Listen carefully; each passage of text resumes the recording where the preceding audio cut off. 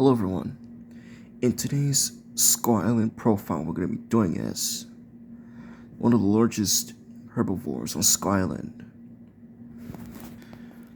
Brontosaurus baxteri is an enormous apatosaurian diplodocid from Skull Island.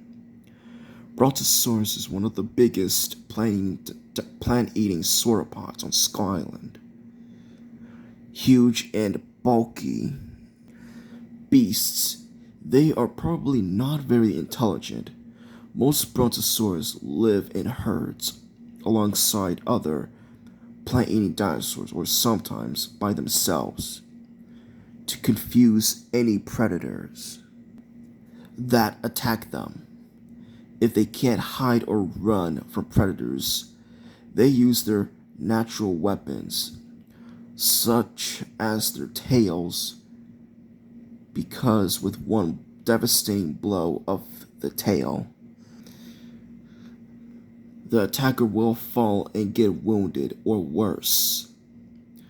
These behemoths were some of the last living sauropods to roam the earth before Skull Island completely sunk to the bottom of the ocean. Brontosaurus is a genus of gigantic quadruped sauropod dinosaur.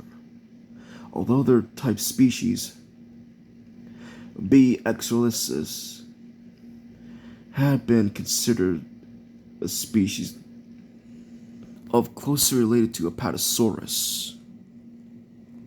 Now, if it's true that that its ancestor came from Apatosaurine, but there is a problem. Apatosaurines lived in the late Jurassic from 157 to 146.8 million years ago.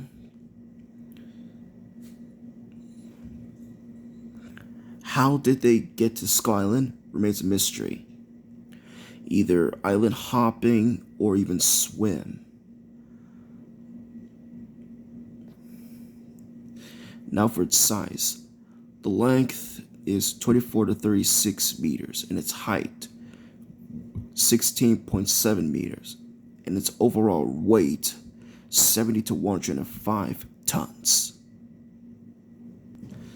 The largest animals on Skull Island and the largest living terrestrial animal, the mighty brontosaurs are capable of reaching lengths of 80 to 120 feet. Their long necks allows these sauropods to browse foliage as high as 20 feet above the ground, and their massive bulk place full-grown brontosaurs well outside the weight class of almost all of the island's predators, though superficially similar to their extinct prehistoric ancestors.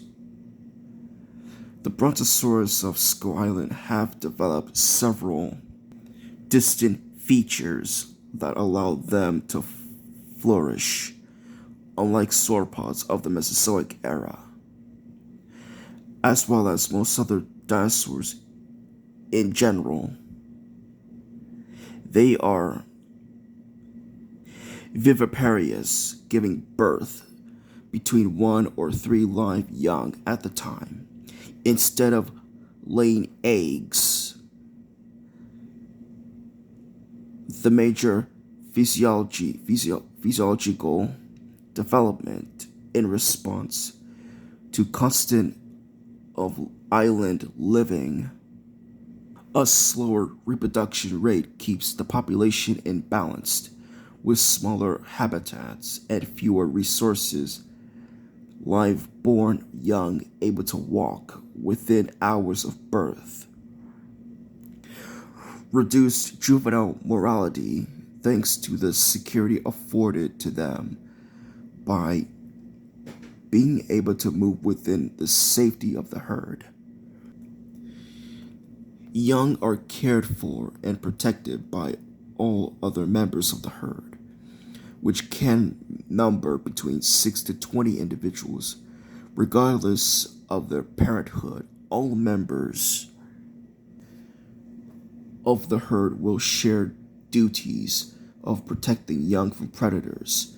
As they mature, young females will leave to join other herds, while the males stay for protection, due to them never being able to grow up because of the alpha male's pheromones, rendering them weak. The sheer size of the adults protects them from almost all of the island's predators, but young are at risk from V-Rexes and other large carnivores. With a single adult male leading each herd, younger males are inhibited from achieving full maturity by pheromones exceeded by a lead male, assuring he fathers all the herd's offsprings.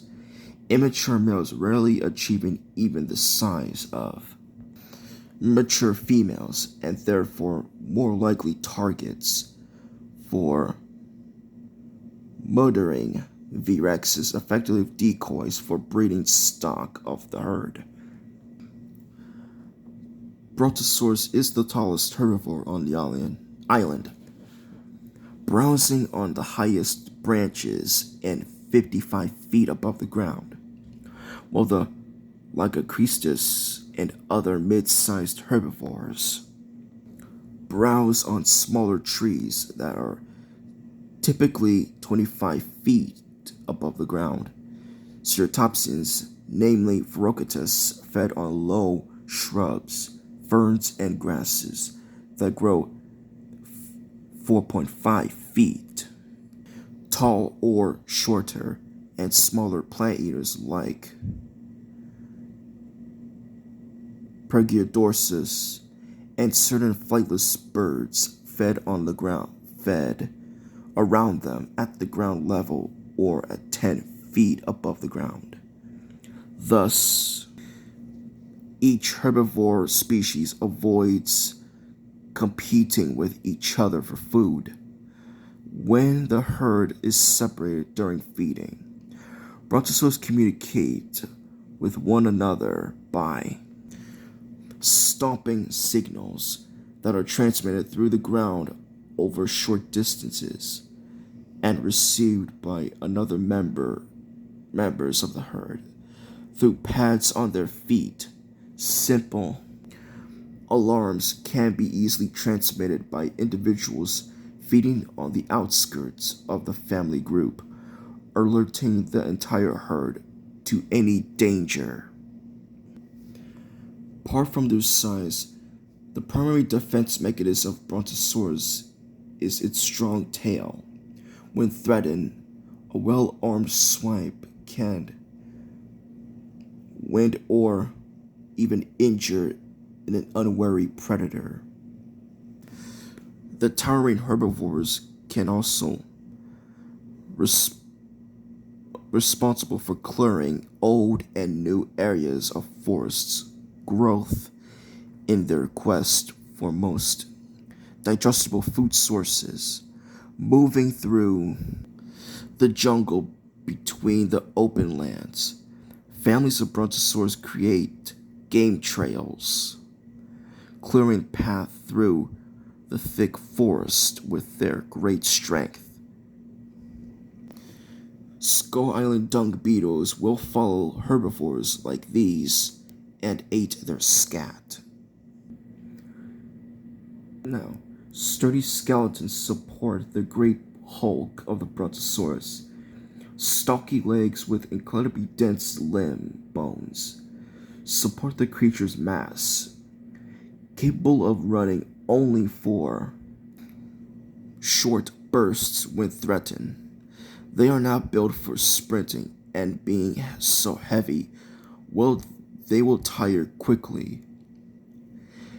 The teeth are short and stubby, designed for tearing off pieces of vegetation.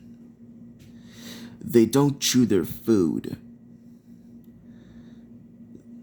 The stones in the gizzard acid digest the foliage that is bulk loaded and swallowed without being chewed. Like other sauropods, they use stones to help grind vegetation to digest it.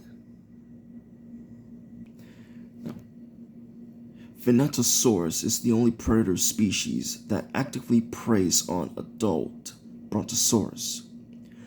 No other predators on the island except possibly V-Rexes can match the size of the prey they bring down. Packs split certain members strategically, revealing themselves to panic and stampede a Brontosaurus herd in a predetermined direction. Flankers take up the chase.